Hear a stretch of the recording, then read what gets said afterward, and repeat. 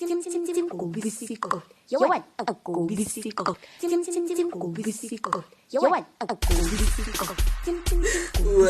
to another exciting show of Umkosonga Pelimanda.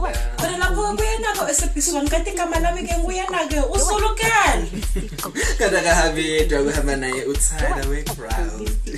Khona ke lapha na e-University of Johannesburg utholakala ukuthi uPeltus naye ubona nguMatheba bangaba o roommates khona lapha eRes. Kutholakala ukuthi uPeltus kade satheshwe e-library. Kwasala kwafika uRobert Marawa khona lapho uyamazi ke nobona nguMatheba ukuthi akadlulwa skindi. Ube sezithika ngaye kuRobert Marawa uPeltus siyafika.